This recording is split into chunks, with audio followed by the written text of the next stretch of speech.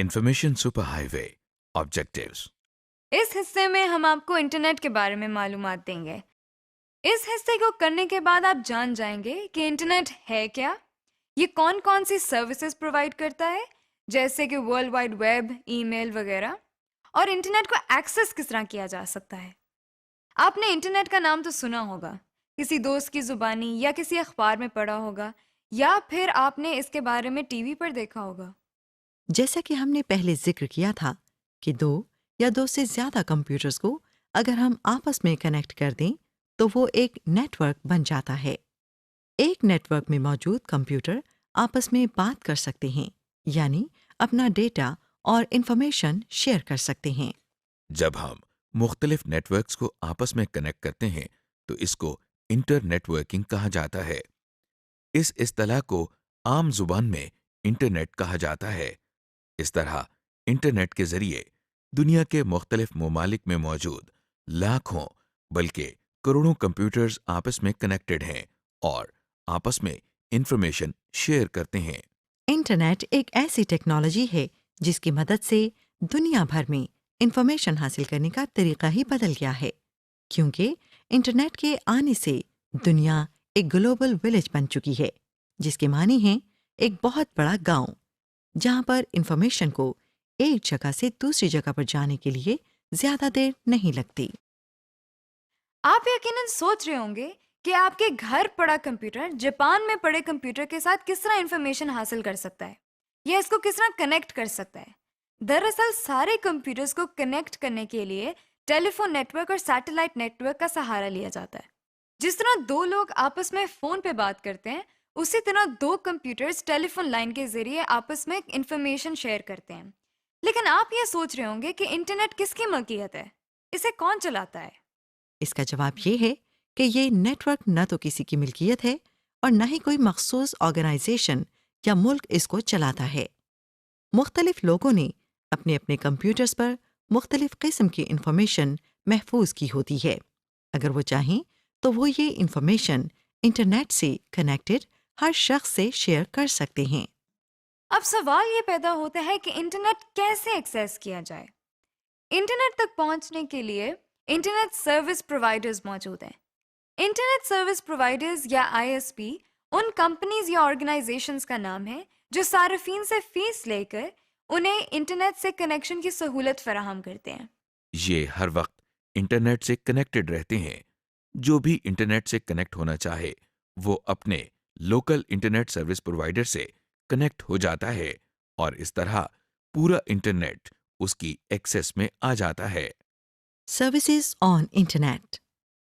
جیسا کہ آپ نے دیکھا، انٹرنیٹ ہمیں انفارمیشن شیئر اور ٹرانسفر کرنے کی سہولت فراہم کرتا ہے۔ اس کی مثال سڑکوں کے جال کی مانند ہے۔ جس طرح ہمیں سڑک کی وجہ سے بس اور وینز کی سروس پرووائڈ ہوتی ہے، اسی طرح انٹرنیٹ کی وجہ سے ہمیں مختلف سہولیات میسر ہیں، جیسے کہ ورلڈ وائڈ ویب اور ای میلز وغیرہ۔ ورلڈ وائڈ ویب ویب کے معنی جال کے ہیں۔ یہ ایک انفارمیشن کا جال ہے۔ اس کو 1989 میں ایک فزسسٹ ٹم برنر لی نے ایجاد کیا تھا۔ اس وقت وہ صرف یہی چاہتا تھا کہ سائنٹیفک کمیونٹی آپس میں ایک دوسرے کے ساتھ معلومات شیئر کرے۔ وقت کے ساتھ ساتھ اس کے آئیڈیا نے اتنا زور پکڑا کہ اب یہ انفارمیشن شیئر اور ٹرانسفر کرنے کا بہترین ذریعہ ہے۔ ورلڈ وائڈ ویب بہت سارے ویب پیجز کا مجموعہ ہے۔ ویب پیج ایک ایسا ڈاکیومنٹ ہے جس پر ٹیکسٹ، امیج، آواز اور موویز بھی رکھی جا سکتی ہیں۔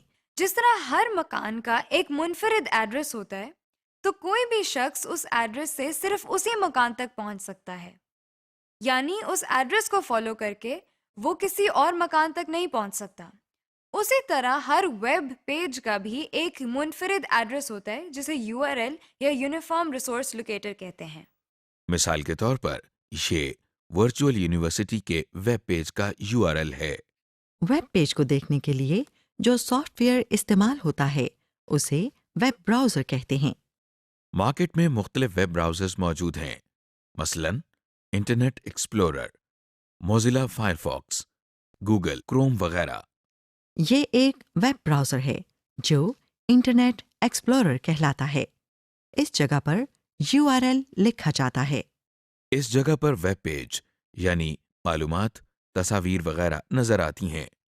جس طرح ایک ٹاپک پر لکھے گئے صفحات اکٹھے کر دیں تو یہ ایک کتاب کہلاتی ہے، اسی طرح ایک سے زیادہ ویب پیجز جو ایک ہی ٹاپک سے منسلک ہوں ویب سائٹ کہلاتی ہے۔ یعنی ایک ویب سائٹ پر ایک سے زیادہ ویب پیجز اس طرح پڑے ہوتے ہیں کہ ان پیجز پر جانے کے لیے ہمیں URL نہیں لکھنا پڑتا، بلکہ لنکس موجود ہوتے ہیں۔ جیسا کہ آپ دیکھ رہے ہیں، یہ VU کی ویب سائٹ ہے۔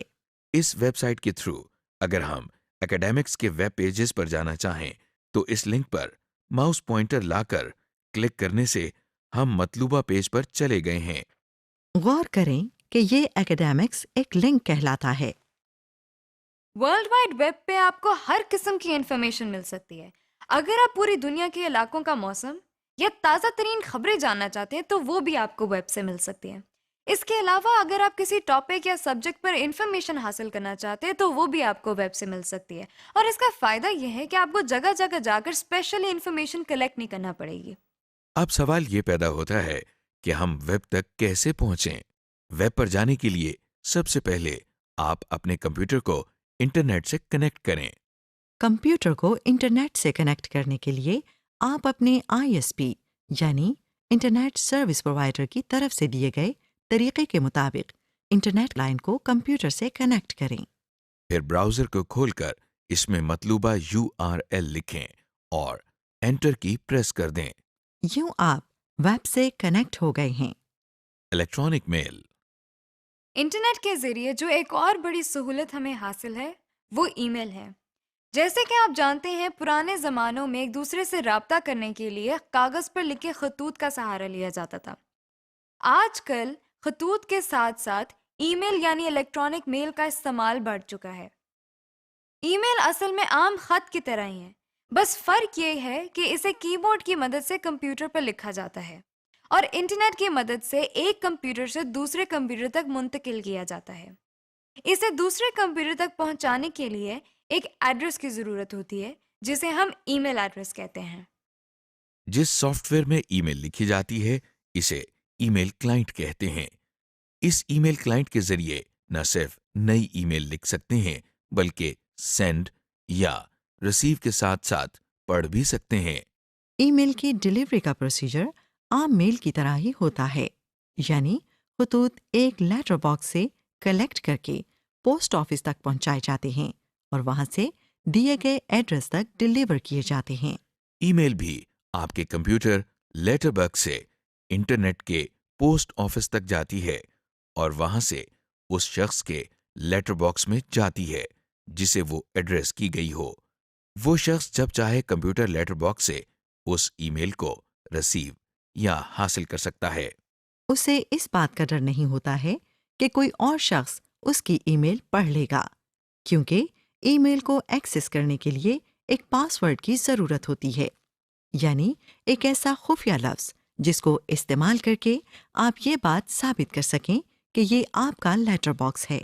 یہ بالکل ایسے ہی ہے جیسے آپ کسی پوسٹ آفس میں ایک پوسٹ باکس لیتے ہیں۔ پوسٹ آفس والے اس کی چابی آپ کو دے دیتے ہیں۔ اس چابی کی وجہ سے یہ پوسٹ باکس آپ کے علاوہ کوئی اور نہیں کھول سکتا۔ مارکیٹ میں بہت سے ای میل کلائنٹس موجود ہیں، جن میں سے چند یہ ہیں۔ جیسا کہ آپ اسکرین پر دیکھ رہے ہیں کہ ہم مائکروسافٹ آؤٹ لک ایکسپریس استعمال کر رہے ہیں، جو ایک مشہور ای میل کلائنٹ ہے۔ اس کے ذریعے ہم ای میل سینڈ اور ریسیو کر سکتے ہیں۔ ای میل کو سینڈ اور ریسیو کرنے کے لیے آپ سب سے پہلے انٹرنیٹ لائن کو کمپیوٹر سے کنیکٹ کریں۔ ای میل کو سینڈ کرنے کے لیے آپ ای میل کلائنٹ کو کھول کر اس میں مطلوبہ ٹیکسٹ اور ای میل ایڈریس لکھ کر سینڈ کے بٹن پر کلک کریں۔ ای میلز کو ریسیو کرنے کے لیے ای میل کلائنٹ پر موجود اس بٹن جس پر سینڈ اور ریسیو لکھا ہے اس کو پریس کریں۔ اس طرح کرنے سے آپ کے نام جو ای میل ہیں وہ آپ تک پہنچ جائیں گی۔ سمری۔ اس حصے میں ہم نے آپ کو انٹرنیٹ، ویب اور ای میل کے بارے میں بتایا۔ اس میں آپ نے یہ بھی جانا کہ انٹرنیٹ بہت سے کمپیوٹرز کا نیٹ ورک ہے جو کہ ٹیلی فون اور سیٹلائٹ کی مدد سے قائم ہے۔ اس نیٹ ورک کے ذریعے لوگ مختلف انفارمیشن ایک دوسرے کے کمپیوٹر سے دیکھ سکتے ہیں اور اپنے کمپیوٹر میں موجود انفارمیشن ایک دوسرے کو دکھا بھی سکتے ہیں۔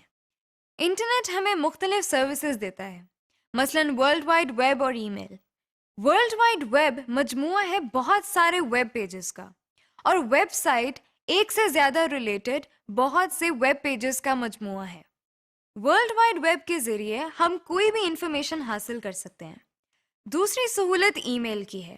یہ عام خطوط کی طرح نہیں ہوتی، بلکہ اس کو لکھنے، پڑھنے اور بھیجنے کے لیے کمپیوٹر کا استعمال ضروری ہے۔ یہ عام میل سے زیادہ تیز اور محفوظ ہے، اور اس کی گمشدگی کا امکان نہ ہونے کے برابر ہے۔ اور کیونکہ یہ انٹرنیٹ پر رہتی ہے، تو پوری دنیا میں جہاں کہیں بھی انٹرنیٹ کی سہولت فراہم ہے، وہاں پہ یہ میل دیکھی جا سکتی ہے۔